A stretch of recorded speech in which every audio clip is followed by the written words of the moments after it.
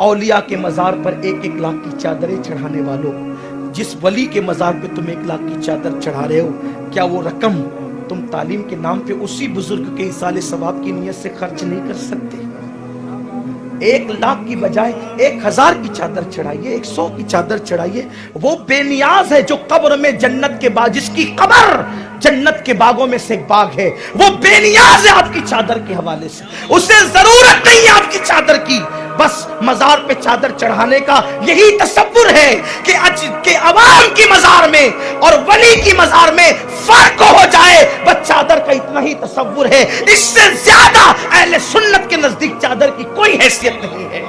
صرف فرق کرنے کے لیے ہے۔ تو فرق کیا ضروری ہے کہ 1 لاکھ کی زرق برق کی چادر سے ہوگا؟ ارے 1000 روپے کی چادر سے بھی جب تفریق ہو سکتی ہے تو اپنا مقصد پورا ہو گیا۔ وہ ولی جس نے ساری زندگی شریعت پر عمل کرتے ہوئے فکر امت میں، امت کے درد میں اپنی زندگی کو گزار دیا، اس کی قبر پہ چادر ڈالنے سے وہ اتنا خوش نہیں ہوگا جتنا ان کے ایصال ثواب کے لیے آپ تعلیم کے نام پہ